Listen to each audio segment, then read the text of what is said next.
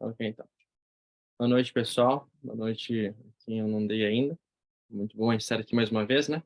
Mais uma segunda-feira para a gente estudar o livro de Mensagens aos Jovens. E antes da gente fazer a oração e começar o estudo em si, alguém tem algum pedido ou agradecimento pelo final de semana, pela semana? Algum?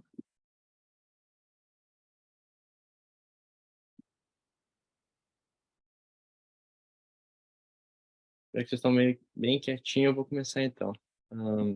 Tenho um pedido especial também, acho que todos vocês, né, pela nossa nação, pelo que está acontecendo, né? A gente sabe que Deus é o que comanda todas as coisas, né? E às vezes a gente fica com o coração apertado pelo que acontece, né? Mas a gente tem que saber que Deus sempre está no comando de tudo. E eu peço por isso. Mais algum pedido ou agradecimento?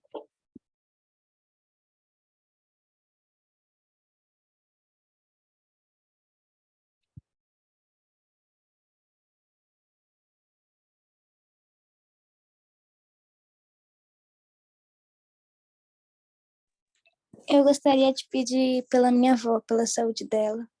Ela se chama Lucy. Tá ok, então. Francisco colocou aqui.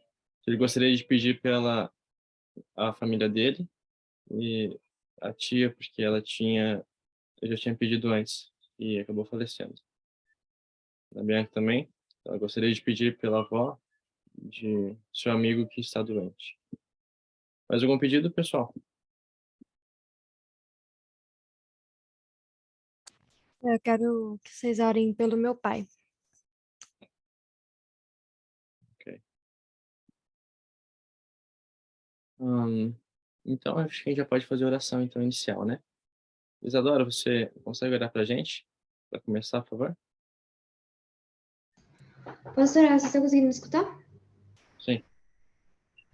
Ok, oremos então.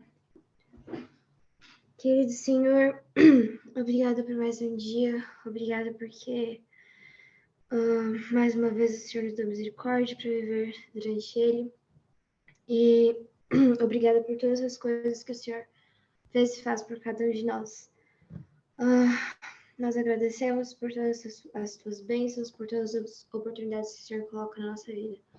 Pedimos aqui pelos pedidos que foram feitos, pelos pedidos também que estão no coração de cada um aqui, que não expressaram, mas o Senhor sabe exatamente o que está dentro do nosso coração. E pedimos que seja feita a tua vontade, não o que nós queremos, mas sim o que tu queres. Possamos aceitar isso também. Mais uma vez te agradecemos por tudo que o Senhor faz por nós, mesmo nós não merecendo nada. Pedimos também que o Senhor abra nossas mentes, que nós possamos entender o que será passado aqui no estudo e que possamos aplicar as lições tiradas aqui para a nossa vida. Então, te pedimos e agradecemos em teu nome. Amém.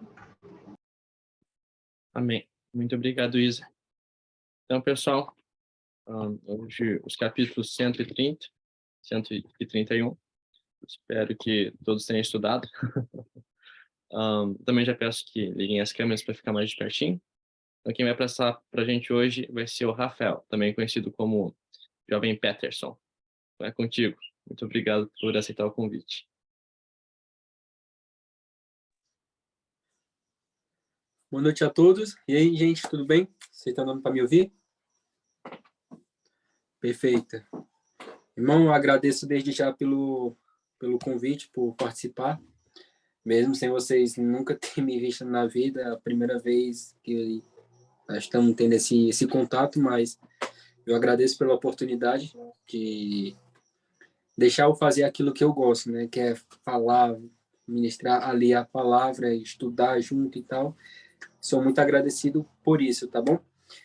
Mas vamos lá. A edição que eu estou usando é essa amarelinha aqui. Creio que vai variar só alguma palavra ou outra, mas está completa, tá certo? Capítulo 130, não é isso? 130, a alegria na religião. Muito bem. Eu gostei quando A Ellen White, ela nos chama a atenção aqui sobre qual deve ser o nosso pensamento. Lá em Filipenses 4:8, se eu não estou enganado, diz que o nosso pensamento tem que ser tudo que é puro, tudo que é amável, tudo que é de boa fama. Então, nisso deve ocupar o nosso pensamento. E eu achei legal que aqui, no parágrafo diz, dediquem tempo ao maravilhoso plano da salvação, o grande sacrifício feito pelo Rei da Glória. Então, meditar sobre o plano da salvação, o que o Senhor fez por nós, o que Deus tem efetuado ali, a salvação, isso deve ser aquilo que deve ocupar o nosso pensamento. A futura habitação deve ser aquilo que ocupe o nosso pensamento. Aí, no finalzinho desse parágrafo, diz, esse assunto deve ocupar a mais importante de nossas reflexões. Sermos levados à graça de Deus. Que privilégio. Então, eu aplico para mim que tudo que eu vier a fazer, tudo que eu vier a escolher e tomar a decisão, eu tenho que ter em mente ali a futura habitação. Será que o que eu estou fazendo, o que eu estou tomando as minhas decisões, o tempo que eu estou gastando, será que isso seria uma forma de treinamento para como eu estaria lá no céu? Porque nós sabemos que a nossa temporada aqui nessa terra serve de aprendizagem, serve de treino para que quando a gente venha ter a comunhão com o céu, nós já estamos aqui bem treinado. E nesses capítulos, né, que eu peguei aqui com vocês, nós pegamos aqui na parte do divertimento. Então, olhando pelo o tema do divertimento, será que aquilo que nós estamos gastando tempo nos divertindo, aquilo que nós estamos nos entretendo, será que isso está funcionando ou agindo como um motor para a minha vida na futura habitação? Acho que deu para entender, né? Será que os meus investimentos, interesses que eu estou gastando aqui aqui na vida, na Terra, isso está sendo uma forma de uma pré-temporada para o que vai acontecer no céu, na nova Terra, na futura habitação? E esse assunto, Ellen White, ela nos chama a atenção que deve ocupar ali um dos mais importantes das nossas reflexões. Aí, queridos, segundo parágrafo do capítulo 130, algo que me chama a atenção é quando ela traz ali a dinâmica que acontece ali com a oração. Que diz, no meio ali do segundo parágrafo, eu marquei assim, oração. Como esse precioso privilégio é negligenciado? Muitas vezes, eu até já me peguei no início da minha conversão, eu fazia orações ali, mas julgo eu que era de forma mecânica. Muitas vezes ali, quando eu orava, quando eu falava com o Senhor, muitas vezes eram palavras repetidas, eram aquilo que era repetido. E eu vendo na Bíblia, nessa semana, queria compartilhar com vocês, se vocês quiserem abrir também, está lá em Tiago, capítulo 4. Capítulo 4, isso nós podemos aplicar para vários ali âmbitos de relacionamento com Deus, mas vamos conectar aqui com a questão da oração. Tiago, capítulo 4, verso 8 diz, chegai-vos a Deus, e ele se chegará a vós. Limpai vossas mãos, vós pecadores, e purificai vosso coração, vós de duplo ânimo. Então, a gente percebe aqui, pelo menos eu cheguei a essa conclusão, que quando nós dedicamos tempo na comunhão para poder nos aproximar com Deus, com o céu, com a atmosfera ali celestial, da mesma forma que nós estamos nos aproximando de Deus, Deus ele também vem se aproximando cada vez mais pertinho de nós, causando ali uma atmosfera celestial. E na sequência do verso diz: limpai as vossas mãos, vós pecadores, e purificai vosso coração, vós de duplo ânimo. Então, eu consegui pegar aqui nesse verso a comunhão com Deus, o relacionamento, a oração, ali, tudo que envolve a comunhão com Deus, ele nos ajuda a fazer algumas coisas. Primeiro, limpar as nossas mãos. Quando nós chegamos a Deus, isso nos possibilita limpar as nossas mãos do pecado e purifica o nosso coração daquilo que é pecaminoso. O Tiago, ele nos traz esse chamado, isso. E eu não sei se... Acredito que cada um de vocês tem ali uma experiência de oração a ser compartilhada, mas desde que eu me mudei aqui para onde eu estou agora, na Serra de Ibiapaba, aqui em São Benedito, já em um ano, já é a terceira vez que acontece algo assim que a gente percebe que Deus, ele vem se chegando e mostra que ele está no controle. Já aconteceu por 3 vezes, onde peças ali do nosso maquinário de irrigação das plantações ou outra coisa acontece, onde causa ali que a gente não consegue fazer ali a irrigação. Então, por consequência, as plantas, as mudas, elas estavam morrendo, estavam ali secando e tal. E então, recentemente, é a terceira vez que isso acontece, nós oramos ao Senhor, em família, nós pedimos ao Senhor: Pai, nos ajuda, e nós sabemos que na agricultura, na plantação, ali não tem um agir humano. Nós plantamos e quem faz nascer, quem faz crescer, quem diz que a plantação vai ser um sucesso, depende do milagre de Deus, porque se acontecer uma coisa ou outra, então não tem o que fazer. Se um fruto nascer torto, não tem como você querer ajeitar. Então, ali nos ensina a ter a dependência. Ali, quando nós plantamos, ali o Senhor está no controle. E aí, queridos, eu não sei como é o inverno na região de vocês, mas o inverno aqui na minha região, que ele é marcado com chuva, não é muito com frio, mas ali é a presença de chuvas. Só que aqui, nós ainda estamos no mês de novembro, ainda não chegou o inverno para nós. Então, pelo momento em que estava faltando água para a gente poder fazer a irrigação, aí o Senhor, por uns 3 dias, ele deixou o céu todo nublado, então as plantas não estavam mais sendo ali maltratadas pelo sol intenso aqui, mas estava nublado, estava um friozinho bom.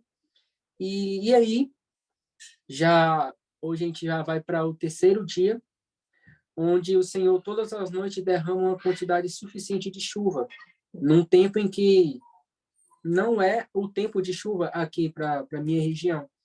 Mas a gente percebe que Deus ali, ele está no controle, por mais que as coisas parecem que está ali meio que saindo, a gente necessitando de água para poder fazer ali a irrigação, só que a gente pensa: vamos fazer o quê? Então Deus ali, na sua infinito cuidado, através da sua misericórdia, derramou chuva no momento em que não é o comum aqui na região, né, aqui onde eu moro. E eu louvo ao Senhor por isso, porque isso já é a 3ª vez que acontece. E isso só tem motivo de felicidade. Mas e aí, queria ouvir de vocês, se vocês tinham alguma experiência assim de oração. Não sei se vai ser semelhante com plantação, alguma coisa, mas vocês têm alguma experiência de onde vocês oraram e sentiram que realmente Deus conduziu e aquilo que aconteceu foi resposta da minha oração. Antes da gente continuar aqui o comentário, né, desse parágrafo, queria ver com vocês têm alguma experiência de oração onde vocês notaram que Deus realmente ali, você ficou: uau, como eu fiquei nesses últimos dias. Vocês têm?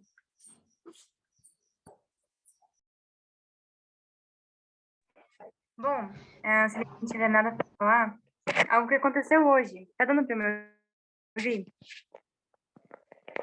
Ok. É interessante, você estava falando da experiência que a gente tem com Cristo, né? Quando a gente ora, ele responde nossas orações instantaneamente, isso é muito lindo. E é assim que a gente vai criando raiz na nossa fé, né? Com experiências com Cristo. E só tendo a constante comunhão com Ele, todos os dias, todos os momentos que a gente pode criar essas experiências. Mas hoje a gente estava chegando, minha mãe foi me buscar com um carro, e aí o carro não estava pegando de jeito nenhum. A gente ligava, minha mãe ligava, e ele não ia para frente, não ia para frente, morria, morria, morria. E aí a gente ficou um tempão nessa. Aí eu lembrei de orar, lembrei de pedir a Deus, né? Senhor, ajuda a gente a conseguir chegar em casa. Tava pertinho já. No momento que eu orei, o carro simplesmente ligou e foi. E a gente vê, uau, Senhor, era só eu ter orado, né? E às vezes Deus espera a gente pedir para que a gente possa receber. Isso em todas as questões, né? Espirituais principalmente pedir libertamento do pecado. Esse é o meu comentário.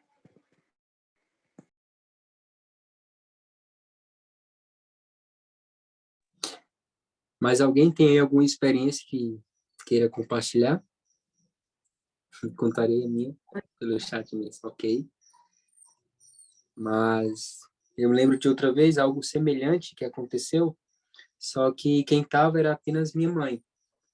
A gente estava num local onde não tinha sinal de telefone, e aí, nesse tempo, estava chovendo bastante, tinha uma grande poça assim, de água, e então o carro, quando a mãe estava passando, meio que atolou ali na hora.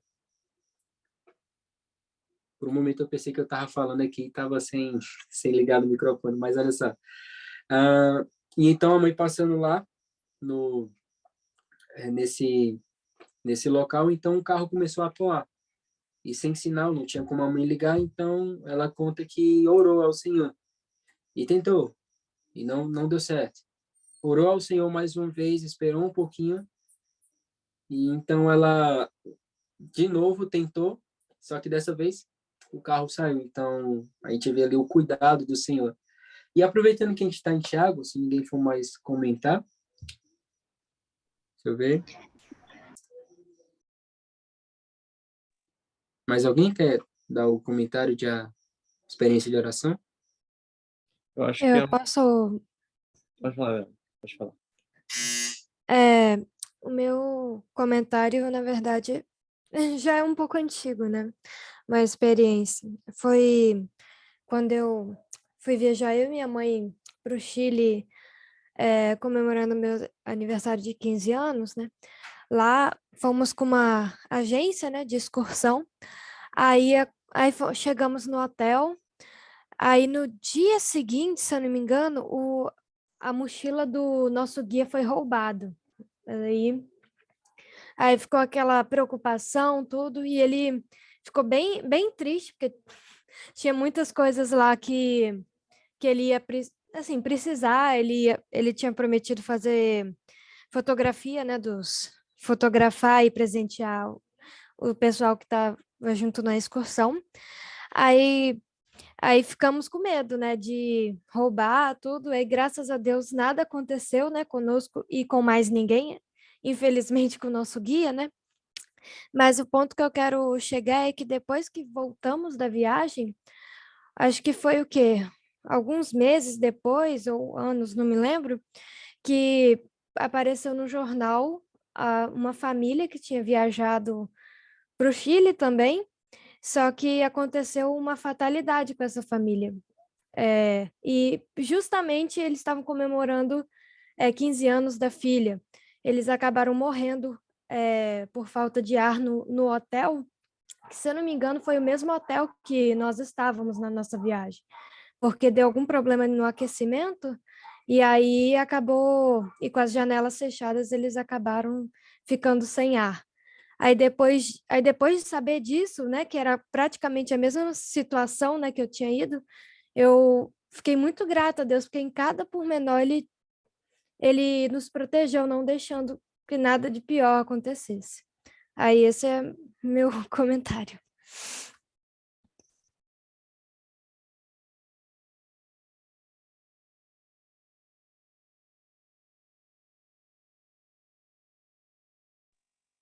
Muito bem. Aproveitando que a gente está em Tiago, a gente vai para o capítulo 5, ali, o verso 16, o finalzinho do verso diz: a oração eficaz e fervorosa feita por um justo é de muito benefício. Aí do verso 17 até o 20, a gente encontra ali a experiência de Elias, né? Que ele orou, e então teve ali o período da chuva, e não choveu sobre a terra por um espaço ali de 3 anos, né? Segundo o relato. Aí ele ora de novo e então vem a chuva e produz o seu fruto. Aí no verso 20 diz: saiba ele, aquele que converte um pecador do erro do seu caminho, salvará da morte uma alma e cobrirá uma multidão de pecados. Então a gente percebe que ali o poder da oração há uma eficiência quando nós tomamos essa prática. E aqui, conectando com o que a gente está lendo, no segundo parágrafo diz que essa prática, esse precioso privilégio tem sido negligenciada por muitos. Então ela começa a fazer aqui uma trajetória como isso é motivado. E eu acho bonito que ela diz assim, ó: a leitura da palavra de Deus prepara a mente para uma oração.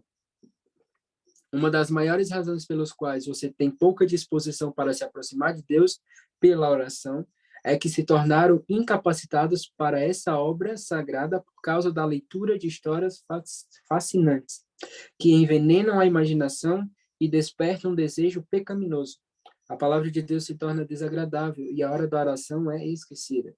A oração é a força do cristão. Quando está sozinho, ele não se encontra só.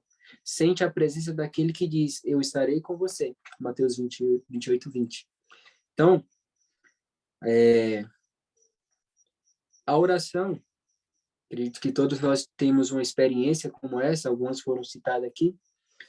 A oração, ela é uma bênção para o cristão, é a força do cristão. Só que as pessoas têm negligenciado esse privilégio por um motivo.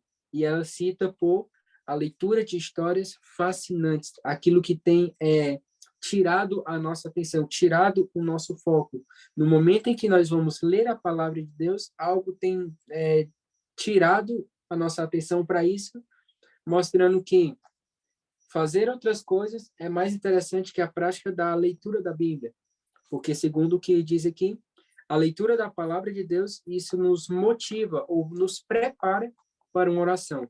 Então, se a pessoa, nos seus entretenimentos, nas suas horas livres, no seu tempo, na administração do seu tempo, se ela não gasta com a leitura da palavra de Deus, consequentemente, a sua oração vai ser fraca, não vai ser uma oração incapacitada de poder.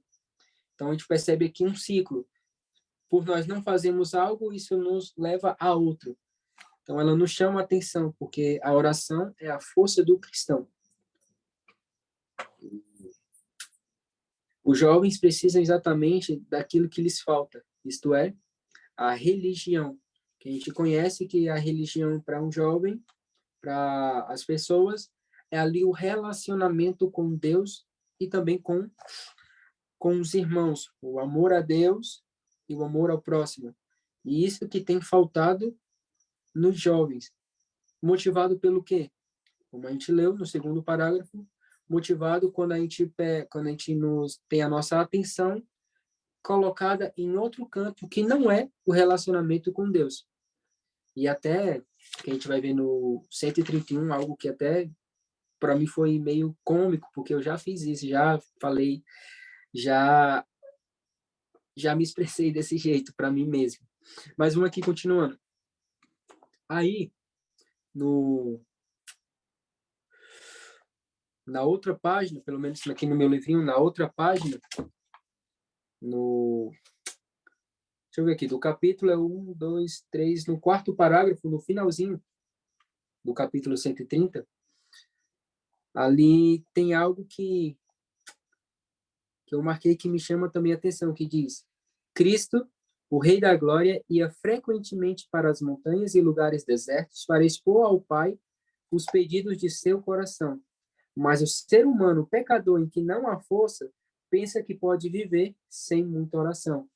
Então, se o próprio Cristo, o Filho de Deus, que tinha ali a dependência de Deus, ele ia constantemente para as montanhas, para os locais isolados e sozinho, para expor ao Senhor seus pedidos, quem dirá nós, seres humanos?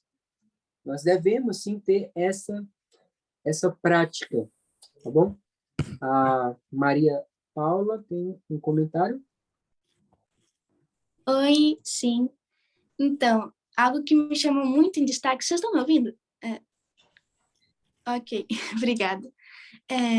Muito em destaque nesse texto aqui, que é assim: jovens amigos, vi que vocês podem ser felizes com uma ocupação e recreação dessa natureza, mas a razão por que estão inquietos é que não buscam a única fonte verdadeira de felicidade.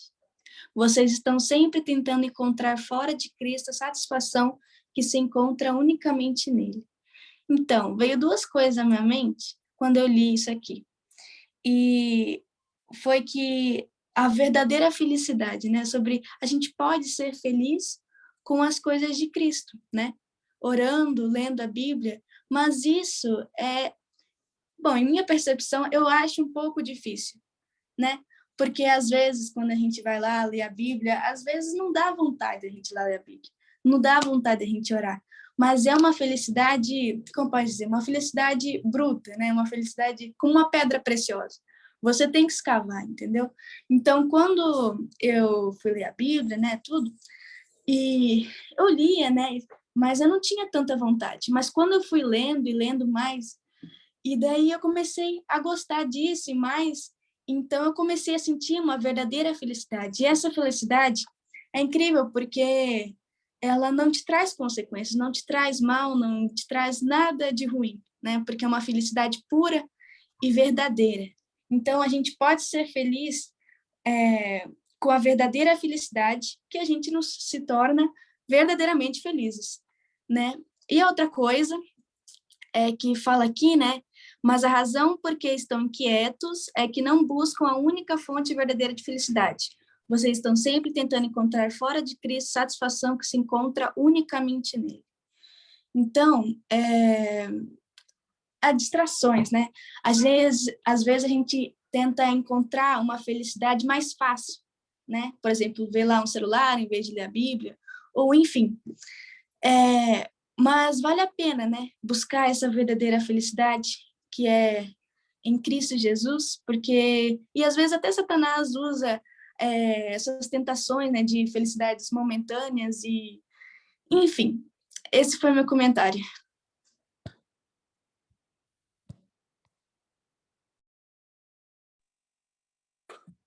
Muito bom, e é uma verdade. A gente tem buscado procurar satisfazer um vazio que somente é preenchido pelo aquele que é infinito. Então, as coisas finitas nunca vão preencher o vazio que em nosso coração só é preenchido pelo aquilo que é infinito. E a gente vê através do exemplo do próprio Jesus. Na sua caminhada, na sua trajetória, no seu ministério aqui nessa terra, ele nos deixou bem claro ali a questão de como ele passava o seu tempo, o que ele priorizava, o que ele deixava para ser feito e o que ele não fazia. E nesse tópico, no último parágrafo do capítulo 130, nós temos ali o exemplo de Jesus. E eu achei até, assim,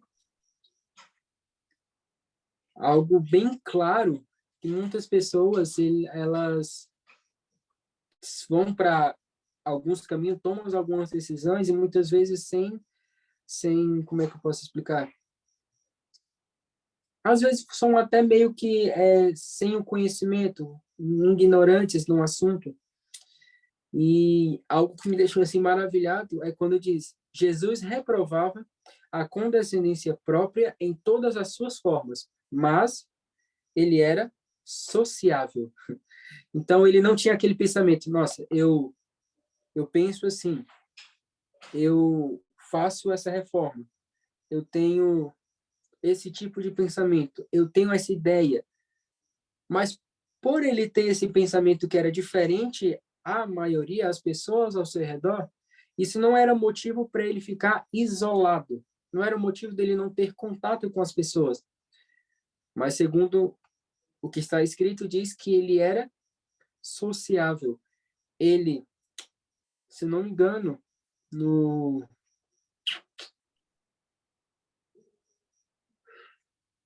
lembrei.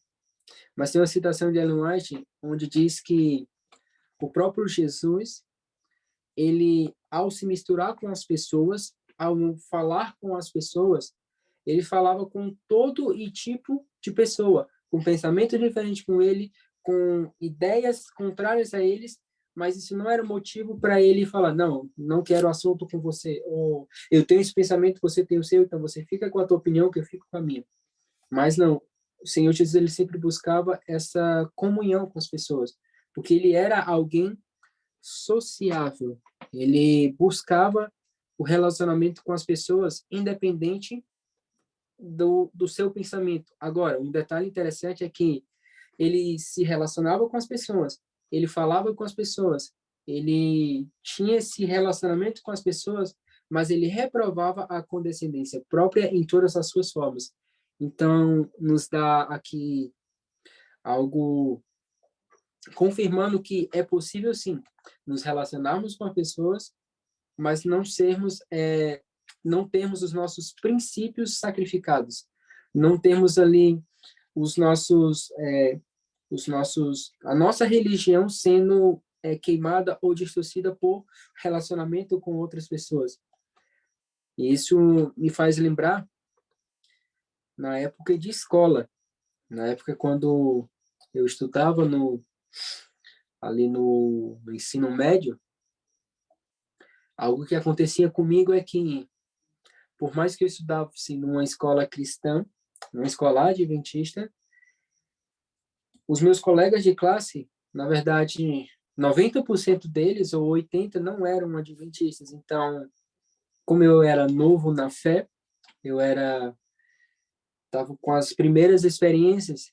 Então, nessa escola, eu pensava, bom, todo mundo aqui, eles conhecem, pelo menos sabem o que é a palavra, enfim, todas essas coisas. Então, eu buscava nessas pessoas ter esse relacionamento.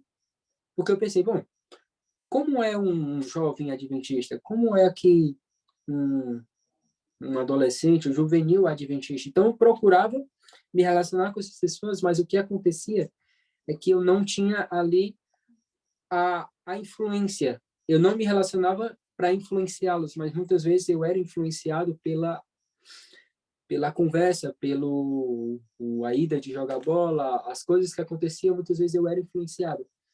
Então, Jesus voltou? Então, Jesus, ele que nos ensina que é possível, sim, nós falarmos com as pessoas, nós se relacionarmos com as pessoas com as diversos tipos de pensamento, sem ferir os nossos princípios, sem sacrificar os nossos princípios. Vocês têm algum comentário quanto a isso?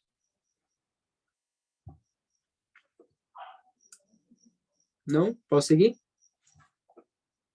Na continuação aqui do tópico, diz, Jesus aceitava a hospitalidade de todas as classes, visitando a casa de ricos e pobres, instruídos e ignorantes, procurando elevar os seus pensamentos das coisas comuns da vida para as espirituais e eternas. Então, ele procurava levar a mente das pessoas ao que eu, no começo do capítulo, chama a nossa atenção, que o assunto da nossa futura habitação seja aquilo que mais se demore em nossa mente. Então, Jesus, ele procurava fazer isso. Então, como ele é nosso modelo, ele nos ensina que em nossas conversações com quem quer que seja, com quem quer que tenha ideia diferente da nossa, mas nas nossas conversas, nos nossos relacionamentos com as pessoas, nós temos que praticar a religião, que é procurar, nas conversas com essas pessoas, elevar os seus pensamentos de modo que ela pense não aqui nessa terra, nos prazeres aqui na terra, porque a gente vai ver no outro capítulo que as pessoas elas têm essa inclinação para as coisas dessa terra chamarem a sua atenção. Então, ele nos ensina para, ao conversarmos com essas pessoas, fazer com que os seus pensamentos sejam levados para aquilo que é eterno, e não aquilo que é passageiro. Aí, finalizando o parágrafo, diz: não consentia com o desperdício e nenhuma sombra de frivolidade mundana, e nenhuma sombra de frivolidade mundana manchou sua conduta. No entanto, tinha prazer em cenas de felicidade inocente e aprovava, com sua presença, as reuniões sociais. Então, o próprio Cristo, ele aprovava as reuniões sociais onde não havia a prática da frivolidade, de ir e não saber qual o propósito daquilo. Mas Jesus, ele sempre ensinou para nós termos um objetivo e um foco nas coisas. Ser sociável com as pessoas, participar dali dos que nós chamamos, que nós conhecemos de... não sei se é a mesma expressão para vocês, mas ali as horas sociais que é feita da igreja ou em outros cantos, ali nos clubes de jovens e tudo isso. Então, em certo sentido, comparando, Jesus ele participava de reuniões sociais desde que nenhuma sombra de frivolidade mundana manchava a sua conduta. Ele se relacionava, porém, ele escolhia para passar o seu tempo para ali na sua prática da religião aquilo que não manchava a sua conduta, mas tinha prazer em cenas de felicidade inocente e aprovava com a sua presença as reuniões sociais. Então, isso deve ser para nós como é que eu posso dizer, um padrão para nós pensarmos, bom, Jesus ele se relacionava com as pessoas, então nós também temos que relacionar. Mas como é que Jesus se relacionava com as pessoas? Ele não se deixava que os seus princípios, a sua conduta fosse ali sacrificada, mas ele era íntegro naquilo no seu relacionamento com as pessoas. Então isso me chama bastante atenção, algo que eu não entendia, onde eu pensava, não, as pessoas pensam diferente de mim, as pessoas elas não têm a mesma noção que eu tenho, então eu vou fazer igual o João Batista. Eu vou morar no deserto isolado e acabou. Mas a gente esquece que João Batista ele morou no deserto, sim. Ele teve a sua vida isolada. Porém, isso foi um preparo para ele ir para a vida, relacionando com a pessoa, na sua pregação, com um foco, com um objetivo. Então, isso tem aberto os meus olhos depois dessa leitura. Isso me deixou assim bem convicto que a nossa vida ela deve ser de propósitos e não de frivolidade ou de estou vivendo levando com a barriga. Mas tudo que nós viemos a fazer, segundo o que nós lemos aqui, tem que ter um propósito, que é levar as mentes das pessoas para pensarem naquilo que é eterno e não passageiro. Vocês têm algum comentário? Vocês podem ficar à vontade, levantar a mãozinha que tá dando para mim ver. Tá bom? Vocês têm? Interessante, Rafael, que dentro disso que você está falando, a gente também pode pegar aquela parte do parágrafo anterior, que a gente fala que nenhum entre 20 jovens, né, sabiam o que é ter uma religião experimental, e ali eu vi o que ela salienta, até o que a gente estava falando semana passada, ela salienta a questão de que ela diz assim, eles servem a si mesmos, e depois ela pega e fala sobre a abnegação, sobre o sacrifício. Fala que eles não sabem o que é isso. Outros textos também ela fala que a gente não sabe o que é abnegação, a gente não sabe o que é sacrifício, a gente não faz nada pela verdade, por Deus, né? Pela causa. A gente não sabe o que é isso. Por quê? Porque a gente vive para nós mesmos, e aqui é 1 entre 20 jovens, a gente tem que pensar quantos nós somos aqui. Olha, mesmos e não sabem o que é religião experimental, não sabem o que é sacrificar o eu, sacrificar a si mesmo. E isso a gente pode encaixar muito bem ali, né? Uma vez que uma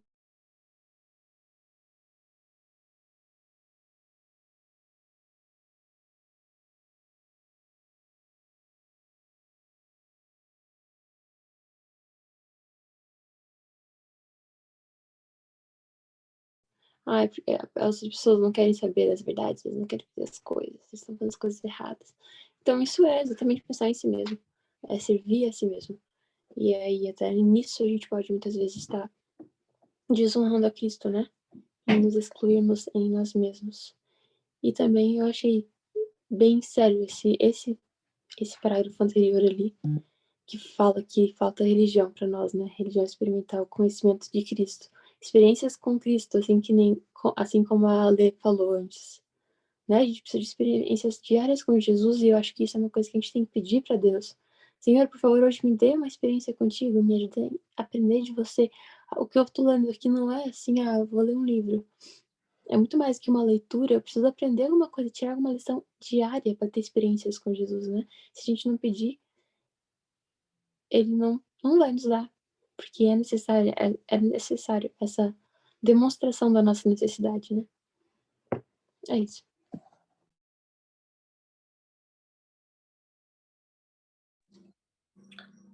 Mais algum? Tem algum comentário a ser feito do capítulo 130 em geral? Algo que eu não vi e você viu? Você tem algum comentário? Eu também queria fazer um comentário, Rafael, também. Ali no primeiro parágrafo do capítulo, também fazendo uma ligação um pouco mais à frente, que nós, os jovens, a gente tem que ter os nossos assuntos, né? Nossos pensamentos devem sempre estar ligados com o céu, né? E para pensar, isso é uma coisa difícil e não é uma coisa assim que, como até disse mais à frente, que a gente consegue com as nossas próprias forças, né? A gente não é uma coisa que é da nossa natureza, né? Nós não nascemos com isso. Então, por isso que tem oração. Na verdade, é tudo entrelado, né? Esse capítulo. Por isso que tem oração e por isso que nós devemos nos entregar completamente a Cristo, né? Para que assim a gente consiga chegar no céu.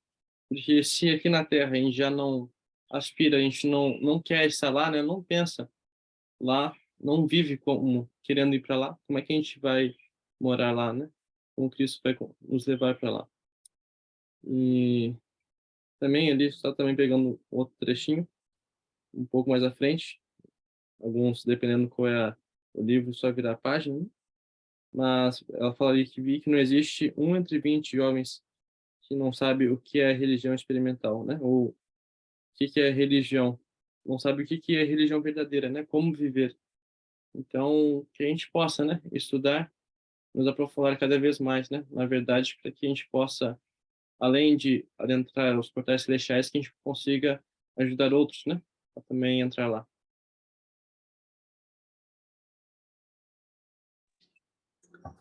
O finalzinho que você falou, na minha edição, nessa amarelinha, diz que nenhum entre 20 jovens sabe o que é religião na prática. O que é a religião ali na prática? E não sei se vocês notaram, mas Ellen White, quando ela vem trazendo essas proporções, nenhum entre 20, eu não sei se ela está exagerando, mas, enfim, né, não importa agora o número. O que importa, o que eu vejo é que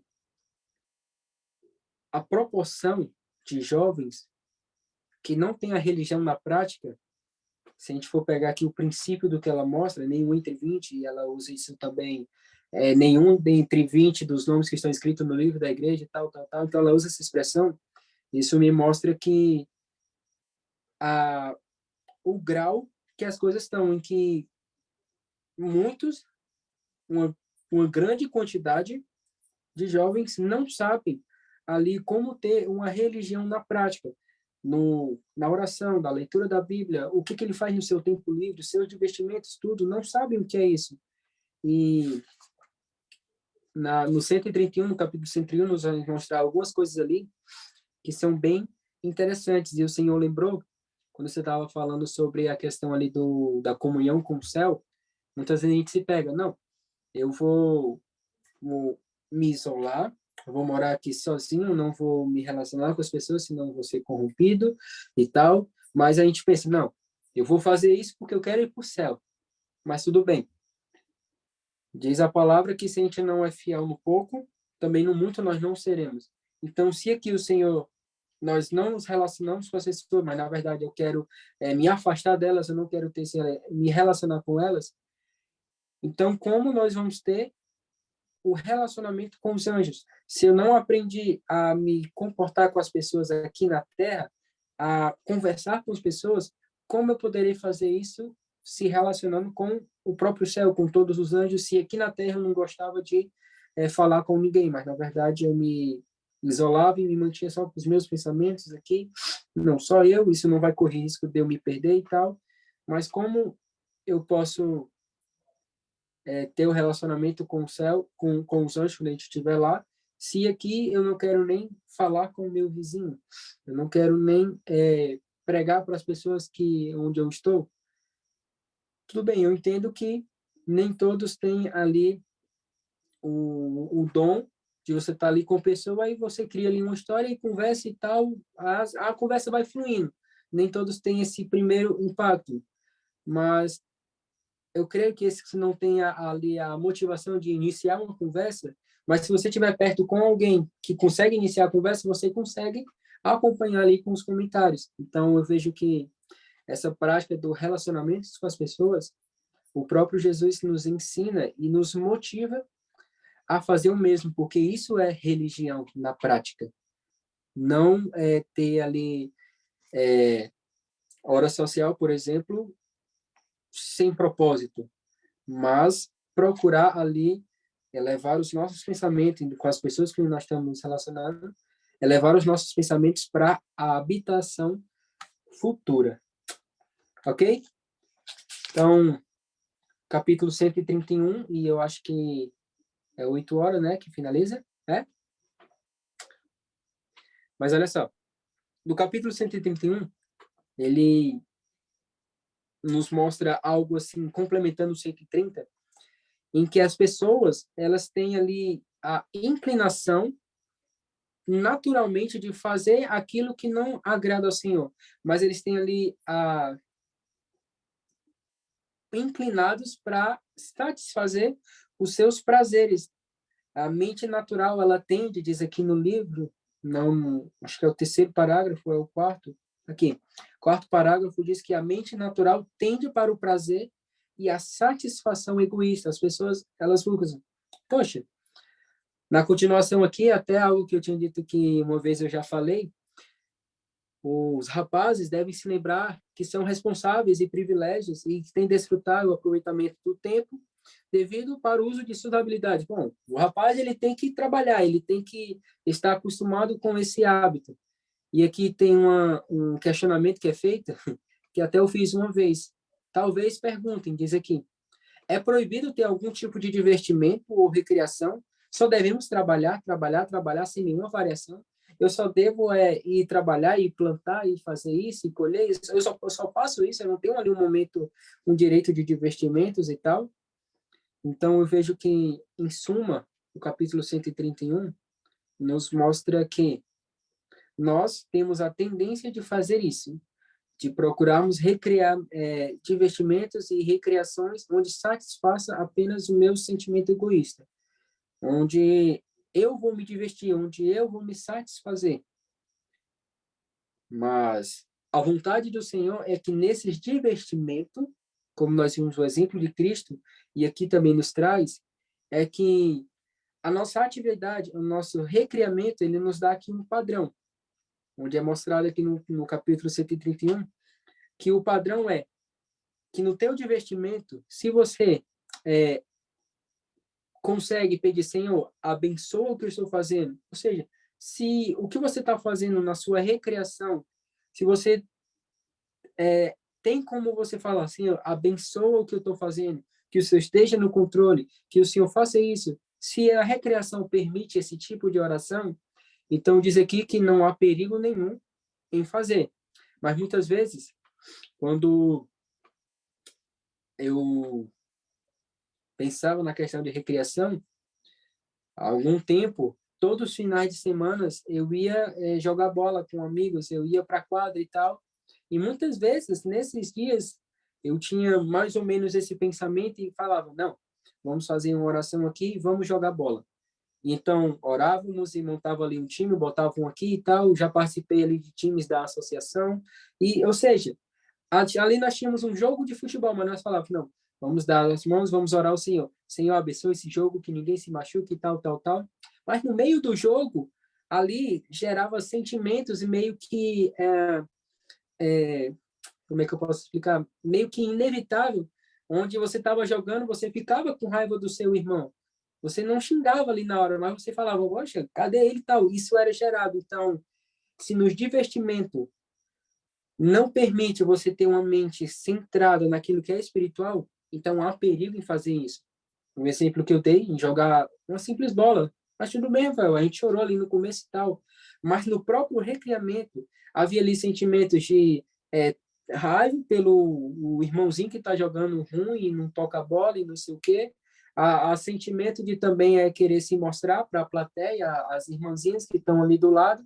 Há o sentimento de você querer vencer e ganhar vantagem sobre o outro. Então, tudo isso, por mais que a gente fez uma oraçãozinha e tal, mas esse sentimento que é gerado no divertimento, nessa recriação, elimina totalmente, segundo o que a gente viu, o princípio que eu consegui pegar do 131, que esse tipo de sentimento que é motivado na recriação elimina completamente a oração, no caso, que a gente era feito ali na hora. Onde a gente, não, nós vamos aqui brincar, vamos aqui jogar bola, mas vamos orar para que o Senhor nos abençoe, derrame as suas bênçãos aqui sobre esse jogo e tal. Mas no meio do jogo é como se não havia nada ali de cristão.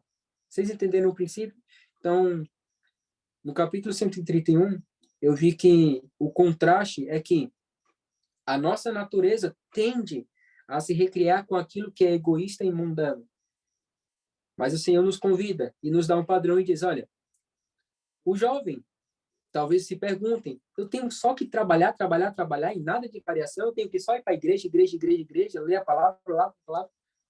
Mas ele nos mostra um padrão aqui dizendo, olha, no teu recreamento, se os sentimentos, as emoções que são geradas por ele forem santificadas, então faça, não tem problema nenhum. Mas agora, se acontece ao contrário, aí que corre o perigo. Então, deu tempo de falar ali o capítulo, mas e vocês têm algum comentário, algo que vocês viram no capítulo 131 que eu não vi?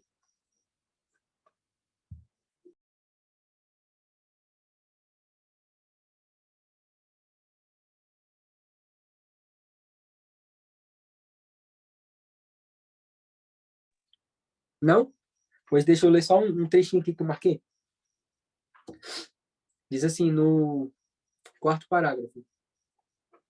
A mente natural tende para o prazer e a satisfação egoísta. É método de Satanás providenciar a abundância dessas coisas, ou seja, sempre a gente vai ter a oportunidade de fazer isso. Ele tenta encher a mente das pessoas com o desejo por diversões para que elas tenham tempo, para que elas não tenham tempo de perguntar como estará a minha vida espiritual, e conectando com o capítulo 130 que nós lemos, com a prática desse divertimento, a gente não vai ter tempo para pensar na religião prática, que é isso que nos falta. Então, isso é um método que Satanás coloca para tirar a nossa atenção, tirar o nosso foco. Aí continua. O amor ao prazer é contagioso. Se a mente for entregue a ele, ficará inquieta, buscando sempre algum entretenimento, sempre querendo preencher um vazio infinito com aquilo que é finito, aquilo que é passageiro. A obediência à lei de Deus neutraliza essa tendência. Olha só, nós temos a tendência de fazer isso, mas a obediência, a religião na prática, a comunhão com Deus neutraliza essa tendência e constrói barreira contra a impiedade. Louvado seja Deus por isso. Glória a Deus. Amém. Gabriel, tem um comentário? Dando todos esses dois capítulos, né? Eu achei muito interessante que Ellen White ela não aborda e ela não apoia nenhum dos dois extremos. Você não deve trabalhar só trabalhar e também você não deve ficar só no divertimento, mas ela coloca como se fosse o equilíbrio entre os dois, a temperança. E quando nós vemos todo esse equilíbrio, a temperança entre os dois, a religião ela começa a ficar alegre. Ela não fica tão pesarosa e também ela não fica tão fútil com divertimentos que são desnecessários. Ou seja, ela começa a se tornar boa e preparada para nós, né? E é bom porque Jesus foi equilibrado e temperante. E assim como o exemplo dele foi temperado e equilibrante, nós devemos também ser equilibrados, né? Entre os dois extremos, nós não devemos ser tão rígidos, mas também nem tão, digamos que condescendente, mas que possamos ser Jesus, o equilibrado Jesus, né? Essa é uma religião que possa ser assim. Esse é o meu comentário.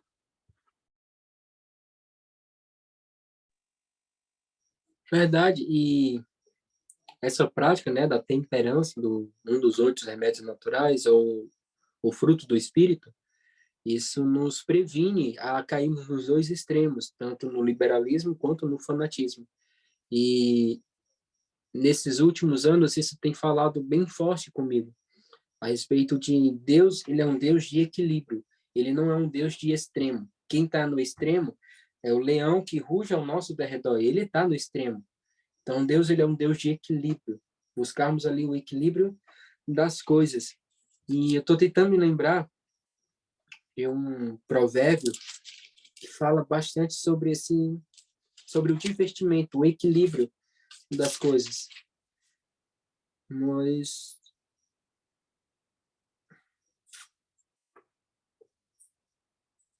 se vocês tiverem algum comentário enquanto eu procuro, fiquem à vontade, tá bom?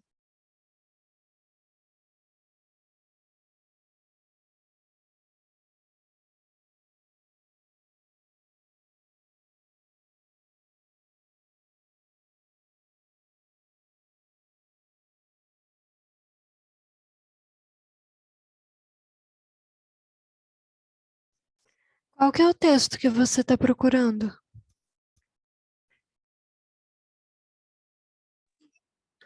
É um provérbio que ele traz ali a distinção, a diferença daqueles que gastam tempo com isso, que diz até que é futilidade fazer isso, mas em contrário, os justos, eles são, praticam bem, alguma coisa assim. Tá ali Provérbios entre o 9 e mais para frente.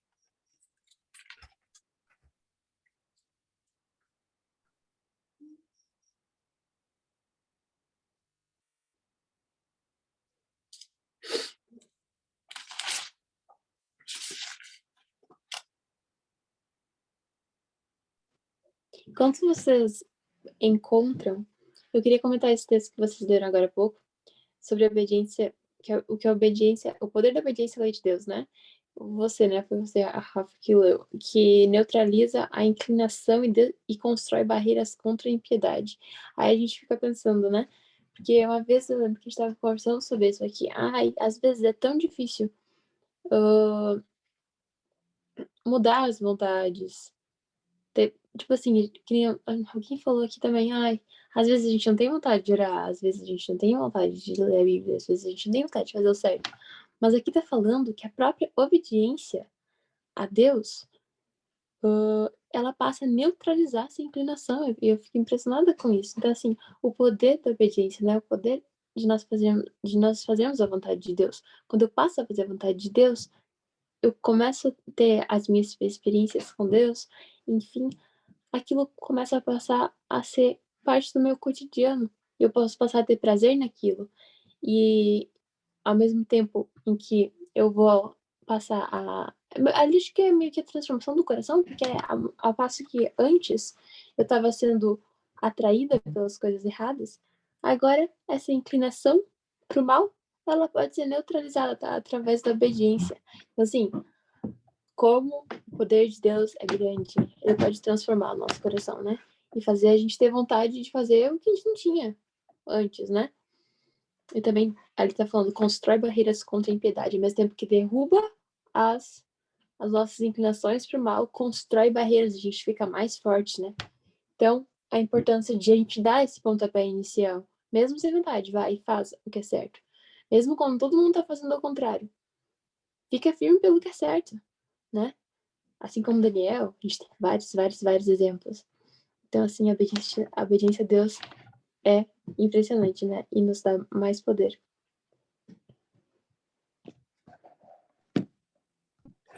Ó, diz assim, ó, o Provérbios 11, falei totalmente ao contrário que tem mais assim, ó, Provérbios 11, 23 diz assim, ó, o desejo dos justos é somente o bem, mas a expectativa dos perversos é a ira.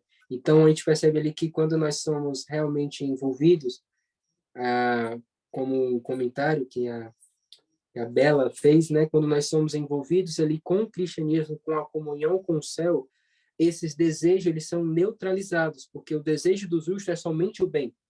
Então, nós somos justificados e agora o nosso desejo é somente o bem. As nossas tendências são neutralizadas, não são tiradas, mas são neutralizadas, porque o nosso conflito diário contra o pecado, quando nós temos ali a religião na prática, quando nós temos a comunhão com Deus, oramos, lemos a palavra, nos relacionamos com as pessoas de modo santo, diariamente o Senhor vai nos moldando, vai nos refinando. E então aquelas nossas tendências, nossos desejos egoístas vão sendo neutralizados. E então vamos sendo transformados à imagem e semelhança de Deus. Para quando o Senhor voltar, ó, entenda, na nossa vida diária, nós temos vitórias contra o pecado. Isso é possível, sim. Então, nós temos ali as vitórias diárias e teremos a vitória final. Quando Cristo ele vier, ele vai por fim. E aquela nossa luta contra o pecado, quando nossos desejos, nunca mais vai existir. Porque hoje nós pensamos, o pecado veio, o Senhor nos dá poder para resistir. Então, vencemos hoje, amanhã de novo, amanhã depois. E então, isso vai sempre acontecer. Mas vai chegar um momento, depois que Cristo vier, quando ele vier, esse momento de ficar conflitando com o pecado diariamente vai acabar por completo, vai acabar para sempre. A gente não vai ter mais aquela luta pensando, não, eu olhei ali, eu não tal. Então, nós temos as vitórias diárias, que isso é possível, e terá também a vitória final, onde o pecado vai ser destruído completamente, e eu e você não vamos ter mais essa inclinação para o pecado. Mas hoje, segundo o que nós lemos, é possível sim, através da obediência à lei de Deus e aos seus mandamentos, as nossas inclinações serem neutralizadas. E segundo o verso diz que o desejo do justo é somente o bem, mas a expectativa dos perversos é somente a ira. Então a gente percebe com o que nós estamos gastando o nosso tempo. E é isso. Acho que era isso que eu tinha para falar. Então que Deus nos abençoe nos próximos capítulos e nos dirija. Amém? Amém. Então, você ora para a gente terminar, então? Rafael, por favor.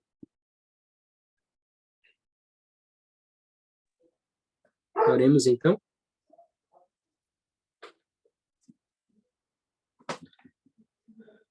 Querido bom Pai, nosso Deus eterno, Senhor, nesse mundo colorido, onde o pecado nos atrai por todos os lados, temos a esperança que um dia esse nosso conflito angustioso contra o pecado vai por fim definitivamente. Então oramos, Senhor, para que o Senhor molde e impute em nossos corações a cultura divina, aquilo que é celestial, e que os nossos prazeres possam ser santificados, para que nós venhamos a ter prazer na lei do Senhor e não nos nossos desejos egoístas. Eu oro, Senhor, por cada um desses jovens, que particularmente eu não conheço a cada um deles, mas Tu conheces de forma tão pessoal e íntima, que conhece os desejos do seu coração, conhece as suas dificuldades e está ali pronto para poder livrá-los e ajudá-los a resistir a todo mal. Então, Senhor, em nome de Jesus, que o anjo do Senhor, que os Teus anjos possam acampar ao redor da nossa casa, nos cobrindo, nos protegendo de todo o mal e de todas as influências, que as nossas tendências possam ser neutralizadas pelo contato e a comunhão com o Senhor. Eu oro, Senhor, para que os jovens possam ser fortalecidos, porque o Senhor mesmo diz que escolheu os jovens, porque sois fortes, já têm resistido ao diabo. Então, Senhor, que essa promessa, essa esperança possa se cumprir na vida de cada um dos que estão aqui, das famílias aqui representadas, e que possamos reivindicar o teu nome, o teu caráter perante todo o universo aqui, e então, definitivamente, quando chegarmos no céu. Que o Senhor guie os nossos pensamentos, que o Senhor tire de nós todo o desejo egoísta, que a nossa alma possa ser santificada. Em nome de Jesus, oramos. Amém. Amém. Muito obrigado, Rafael. É uma bênção. Principalmente está sendo uma bênção esse tema, né? Sobre recriação. Muito interessante. Também muito obrigado ao pessoal que está aí com a gente. E antes da gente tirar nossa foto, só também confirmar. Bela, tu lembra quais são os próximos capítulos para estudar? Sim, o próximo é o 132. Somente, som. Só os 132? Então, pessoal, já vão estudando. Semana que vem para ter bastante comentário. Então, pessoal, alguém conseguiria tirar uma fotinho pra gente? Bem, eu posso ler esse mesmo texto que o Rafael leu, só que em francês, aqui na Bíblia? Eu achei tão bonito. Pode? Posso ler ou vocês? Claro. Bom, o texto que ele leu diz assim: L'unique désir des justes est de bien agir. Les souhaits des méchants ne attirent sur eux que la colère. Glória a Deus. Aí eu gostei desse texto. Em francês muda algumas palavras. Que lindo, Helena. O interessante é Gênesis, quando Deus fala para Adão e Eva, né, para ser fecundo e multiplicar, em francês soa até engraçado, né? Porque ele fala assim, ó, ayez des enfants, devenu nombreux et de populer sur la terre. Eu vou ler aqui porque eu não consegui falar do jeitinho que está escrito, mas esse ayez des enfants literalmente quer dizer tenham infantes.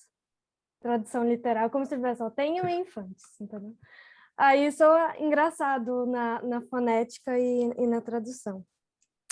Deixa eu ver se... Ayez des enfants, devenez nombreux, populer toute la terre et dominez-la. Então, é bem interessante a forma como que fala. Então é isso.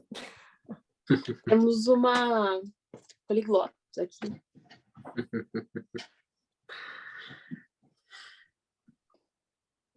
Isso aí, muito bonito mesmo. O francês é bem... Ele pode dizer, eu esqueci a palavra, mas eu acho bonito o francês, assim, que é uma língua bem clássica, né? Bem interessante mesmo. O que eu ia falar? Me esquecido. Foto. Alguém conseguiria foto. tirar... Obrigado, Bela. Alguém conseguiria tirar foto pra gente? Tem nossos fotógrafos aqui, deixa eu ver quem. Geralmente o Caio tá no PC, ou Daniel Seolim, Jabs, talvez. Eu não tenho certeza se eu consigo, mas eu posso tentar. Isso. Se eu puder abrir a câmera antes, mas... Aí vocês abrem aí. Alguém mais vai abrir a câmera ou eu já posso tirar? O pessoal abre todas as câmeras, né? Interessante. Vamos deixar para... Essa parte é interessante, mas vamos lá então. Vamos ligar as câmeras, pessoal. Please.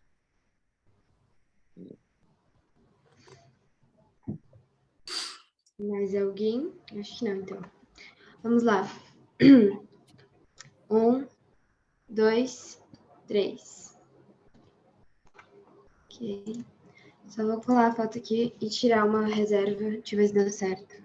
Deu certo. Então, vou tirar mais uma de reserva. 1, 2, 3. Pronto, vou mandar lá no grupo. Isso aí então, pessoal. Muito bom o estudo. E também já está planejando para a live. A gente ainda tem que ver o dia exato, né? Depois que a gente tiver tudo prontinho, a gente já mandamos lá no grupo. Eu, o Abela. Tanto a Bela. Tem a arte. Mas tá ok então, pessoal. Boa noite a todos. Quer falar, Boa Rafael? noite. Não, eu só queria agradecer pela oportunidade mais uma vez, por ter dado para compartilhar com vocês. E, na verdade, isso me impressionou bastante, porque vocês não sabem quem eu sou, então vocês não sabiam se eu ia contar heresia, falar alguma coisa aqui, mas eu agradeço muitíssimo pela oportunidade que vocês me deram, tá bom? E que